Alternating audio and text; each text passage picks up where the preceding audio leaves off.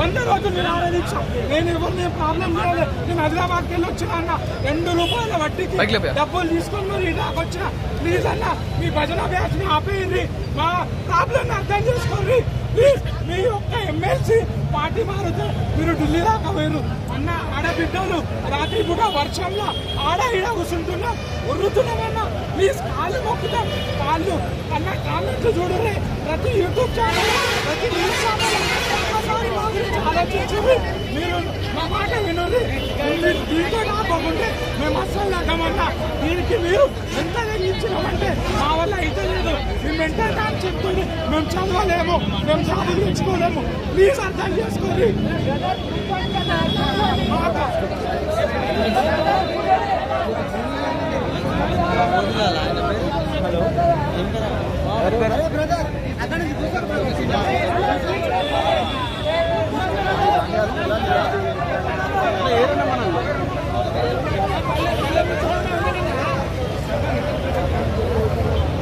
రేవంత్ రెడ్డి గారు ముఖ్యమంత్రి హోదాలో ఉండి దయచేసి రాజకీయ రంగు నిరుద్యోగులకు కులమకండి.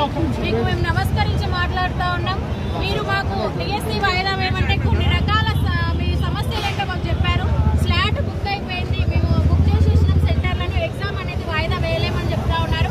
కానీ మీకు అధికారంలో ఉన్నటువంటి కాంగ్రెస్ పార్టీకి డిఎస్సీ వాయిదా వేయడానికి స్లాట్ బుక్ వెనక్కి తీసుకోవడం పెద్ద లెక్క కాదు.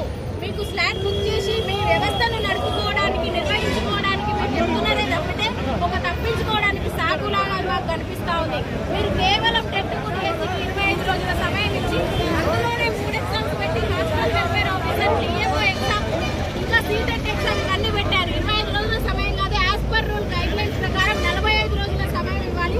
మీరు రూల్ని అతిక్రమించారు. ఈ రోజు డిఎస్సీ సిలబస్ అనేది ఒక్కసారి డౌన్లోడ్ చేసి మీరు చూసుకోండి. సివిల్స్ స్థాయి సిలబస్ ఒక్కొక్క డిఎస్సీ అభ్యర్థి 60 పుస్తకాలు చదవాల్సినటువంటి రోజు. ఈ అందులో ప్రాస్పెక్టివ్స్ అండ్ ఎడ్యుకేషన్ పిఐఈ అనే సబ్జెక్ట్ ఉంటుంది. కరెంట్ అఫైర్స్ 8 నెలలు మీరు కవర్ చేయాలి. దయచేసి సమయం ఇవ్వమని అడిగితే బీఆర్ఎస్ వాళ్ళు, బీజేపీ వాళ్ళంటే వాళ్ళెవరు, మేమెవరం సార్? 5 ఏళ్ళు మేము ఎగ్జామ్ రాసిపోతే వాళ్ళు ఎవరో మాకు తెలియదు, మీరెవరో మాకు తెలియదు. అనవసరంగా మీరు రాజకీయ రంగం మాకు కులమకండి. మీకు అంత డౌట్లు ఉంటే మా ఫోన్లు చూసుకోండి. మాకు ఏ సంబంధం లేదు. ఏ బీఆర్ఎస్ వాళ్ళతోనే ఉంటే అందులో నెంబర్లు మాట్లాడినటువంటి సంభాషణలు అన్ని కూడా ఉన్నాయి. మీరు ఉండిననే మా మీద నిందలేయడం కాదు, నిరూపణ చేసుకోండి. మీరు సమస్య వైపు దిశగా అడుగులు వేయండి. ఎట్లా పరిష్కరించాలో ఆలోచించండి. కానీ నోటికొచ్చినట్టు మాట్లాడేటువంటి ఆ నైతికత అనేది మీరు కోల్పోకూడదు. ఎందుకంటే ఉపాధ్యాయ వృత్తిని ఎంచుకున్నటువంటి ఎంతో మంది అభ్యర్థులు ఈ రోజు గౌరవంగా రోడ్ల మీదకి గౌరవంగా బతకాల్సిన వాళ్ళు రోడ్ల మీదకి వచ్చిందంటే అర్థం వాళ్ళకు పెద్ద సమస్య ఉన్నదని. మీరు ఎంతసేపటికి గ్రౌండ్ రిపోర్ట్ తీసుకోకుండా మాట్లాడుతూ ఉన్నారు. మీ ఎమ్మెల్సీ తీన్మార్ మల్లన్న గారు కూడా ఎగ్జిట్ పోల్ పెట్టడం జరిగింది. ఆయన కూడా 84% మంది వాయిదా వేయాలని కోరుకుంటున్నారు. శాంతియుత నిరసనలు చేస్తా ఉన్నారు. దయచేసి దీనికి పోలీస్ వ్యవస్థ కూడా మాకు కోఆపరేట్ చేయాలి అని కూడా మేము కోరుకుంటా ఉన్నాం. అయితే వాళ్ళు కూడా మీ తీన్మార్ మల్లన్న కూడా బీఆర్ఎస్ మనిషేనా?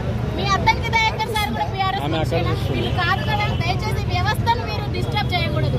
వీళ్ళు వ్యక్తిని ఆపగలుగుతాం కానీ వ్యవస్థను ఆపలేము. బీఆర్ఎస్ వాళ్ళు గోబ్యాక్ బీఆర్ఎస్ అని చెప్తా ఉన్నాం.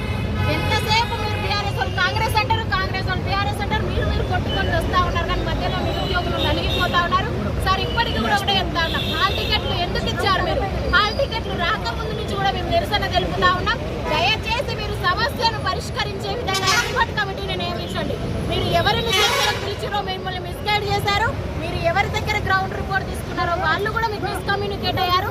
దయచేసి దీని మీద ఒకసారి కేబినెట్ సమావేశం పెట్టండి. దీని మీద గ్రౌండ్ రిపోర్ట్ తీసుకోండి.